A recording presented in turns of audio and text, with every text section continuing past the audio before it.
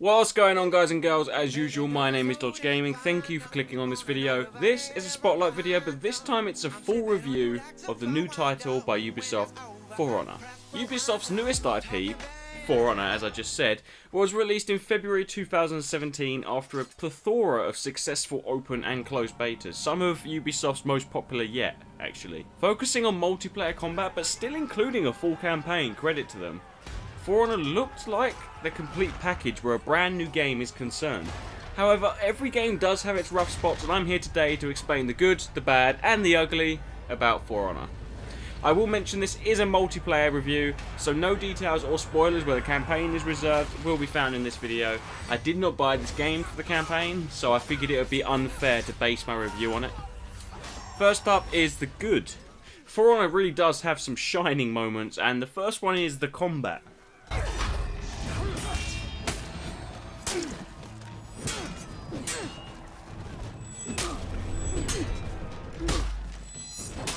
For Honor takes several cues from many beat-em-up style games, old and new, and moulds these theories and habits into a very well-crafted 3D plane. The combat on show is a simple but hard to master set of mechanics, based around a threefold attack and defense system, up, left and right, mapped to the right stick. Players can use these directions to initiate attacks or defend from incoming hits. This is the basis for a very deep and very satisfying system, even before you start to mention the other parts of this chess game. Your heavy attacks are binded to the RT or the R2 buttons, and your light attacks are binded to the RB or the R1 buttons depending on console. On mouse, I'm assuming that's left click and right click. Light attacks use less stamina and are much quicker but will do far less damage. Heavy attacks, however, use a large chunk of your stamina but will do devastating damage if they connect. Although missing a heavy attack can and often will leave you very open to counterattacks, so careful balancing of what type you use is very important, not just to moderate your own stamina, but also so you can properly defend yourself when needed. Adding to this, there is a strafe and a dodge move binded to the A or the X button depending on console again, that allows you to quickly sidestep, lunge forwards or jump backwards. These dodge moves are extremely important for open combat, especially when using faster characters. And then there are the combos. Each character has access to a decently sized pool of combos and special attacks that can be accessed via the pause menu on command whenever you want, inside a game or outside a game, which is really good for reminding yourself what your character is capable of. Reminiscent of brawlers like Tekken, SOULCALIBUR and Mortal Kombat, these move lists, once memorized, will be a revelation to your combat arsenal. Now, these move lists are nowhere near as substantial as the ones found in games like Mortal Kombat, but that's by no means a bad thing, as it makes learning new characters swift to start with, making the game very accessible for newbies. But once you memorise these moves, it's learning when and where to use them that's the real kicker. Some combos and moves can be easily predicted, leaving you open for a counter, whereas some combos are slow, meaning they can be dodged. Some combos need to have the certain amount of moves connect before they can trigger, or you need to block a certain amount of moves before you can trigger. Everything that seems strong does have a counter, or a signal, or some sign that's about to happen, and it's these cues that make dodging and blocking important. Is the combat sounding complicated yet by any chance? Because that's before I even mention parrying, deflecting, the gear you can equip, passive skills, physical skills, and playing the objectives. If this was a half an hour video, I could talk about the combat for a good 20 minutes. Ubisoft really deserve credit for crafting such a stellar combat system, one that makes winning truly satisfying and losing not always the most frustrating thing in the world.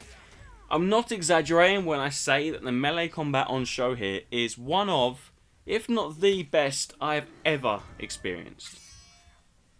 Second up in the good segment is the characters. Characters in For Honor come under three different factions. You got the Vikings, the Knights and the Samurai. While aesthetically different from the get-go, each faction also has overlapping class system where the characters actually sit. You've got the Vanguards. These are the all-rounders of the game and are accessible right at the start for you to customize. And these are the Warden, the Kensei and the Raider. Then there is the Heavies, which are the Warlord, the Conqueror and the Shugoki. These are your slow-moving but hard-hitting enemies that can take a ton of damage and deal a ton of damage. Then there's the Assassin class, which includes the Peacekeeper, Berserker and Orochi. These classes rely on counter-attacking, dodging, and fast attack combos that are really hard to defend from. Then there are what is being referred to as the hybrids, and these are the Lawbringer, Valkyrie, and Nobushi. Lawbringer belongs to the Knights, Valkyrie belongs to the Vikings, and Nobushi obviously belongs to the Samurai. These characters kind of combine elements from some of the other characters within their respective factions, but then add moves, and arguably the hybrid characters are the hardest to use because of the different styles they implement. At least that's my experience with it. That makes 12 characters all over, 3 in each faction. Not only are the characters in each faction completely different from each other, the characters in each class are completely different. Even though some of the button combinations to trigger combos will carry over, what really carries over classes and characters are the sensibilities and strategies of each class. As I haven't played much of all the characters, I will use 2 examples here that I at least understand. I mainly Orochi, which is the samurai assassin. It moves fast, relies on counter-attacking and dodging, and has some truly devastating combos and counter-attacks. Assassin classes can't perma-block in one direction, which means you can't set your right stick in one direction and permanently block there. You have to manually trigger it every time. It actually makes dodging more effective in the long run, and also means that you're going to have more of a chance by going on the offensive rather than playing on the defensive, whereas there are some classes that shine playing on the defensive.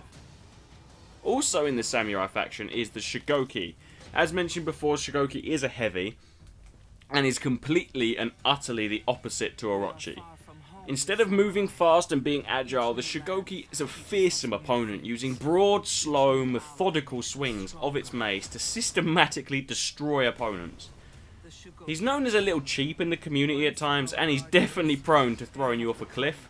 But this isn't his whole story, as fast opponents are capable of jumping in, hitting a couple of light attacks, circling around them, almost like a game of prey and predator kind of thing, and then you can hop out before one of his terrifying swings has landed. This long-winded explanation serves as an attempted example of how diverse the characters really are, and how these differences set the table for tense, chess-like bouts, leaving you truly satisfied and pleased with yourself when you come out on top, but leaves you re-evaluating your combat decisions when you don't. Each character is balanced terrifically as well, and while there are certain character-specific attributes and combos that could be considered OP, Ubisoft are always working hard to provide regular balancing updates. They deserve credit for the amount of effort that's clearly went into designing each character and his or her strengths and weaknesses. Really good job. Kudos.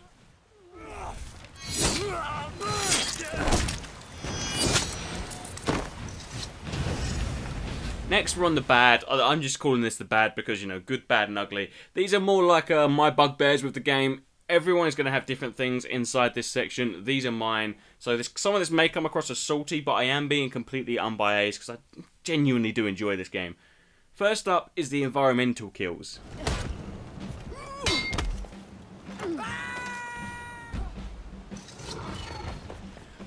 For Ubisoft to create such a nuanced and refined combat system, and then proceed to dump feces all over it by including environmental insta-kills, it's truly a travesty.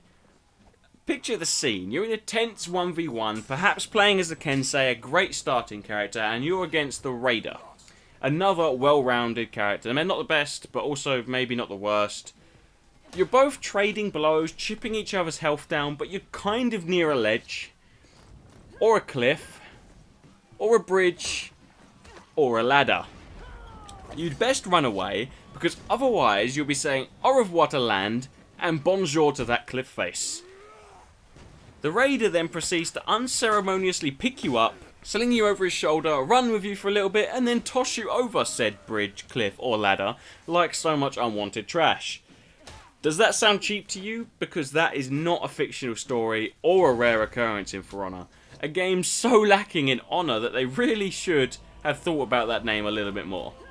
I'm not kidding, probably, when I say that I think I've been killed by stone cliffs or water more times than I have in an honest 1v1. That might be a slight exaggeration, but don't question me, okay? Because it certainly feels like it.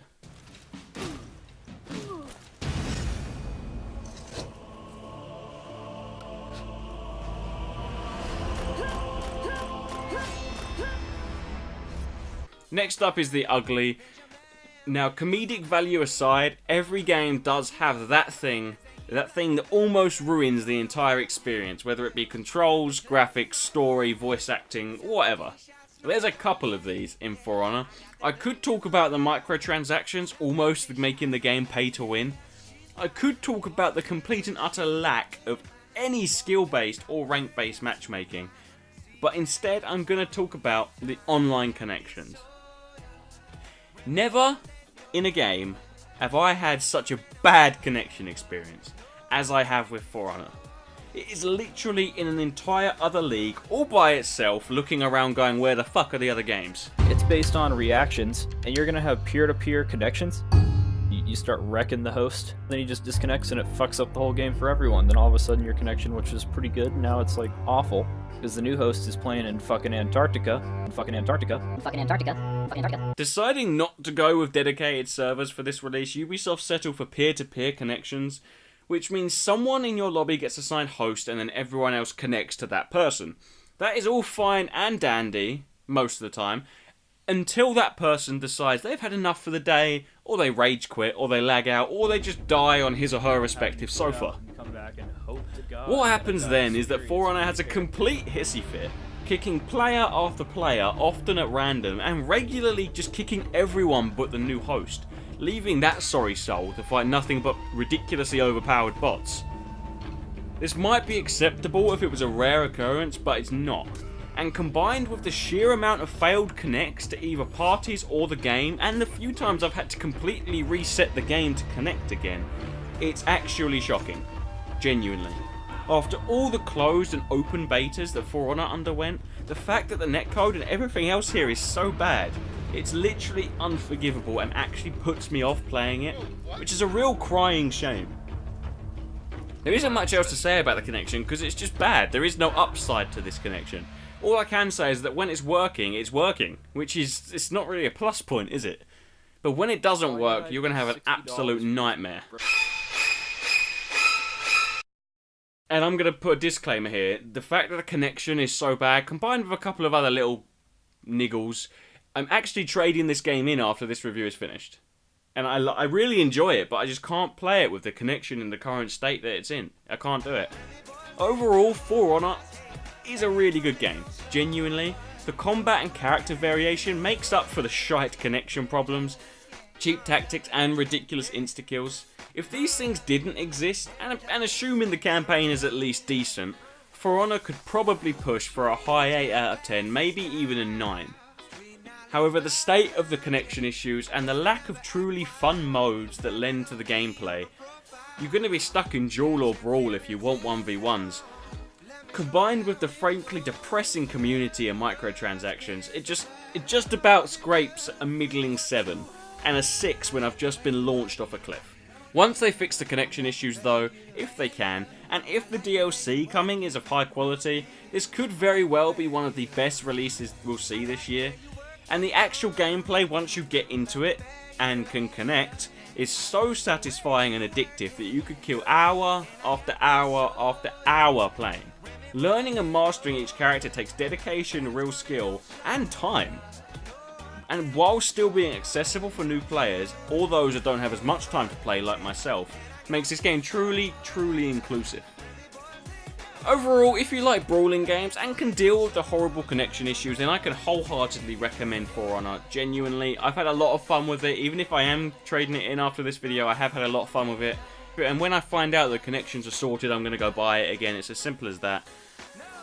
But that is the end of the video today, guys. If you have enjoyed this Spotlight video and my first proper review, really, I kind of did one for Firewatch and I kind of did one for Dishonored 2, but I love those games so much that there was no negative points, which doesn't make it a proper review in my mind. Every game has negative points. Either way, though, that is the end of the video, guys. So, like and subscribe if you enjoyed. You've all been awesome. Thank you for stopping by.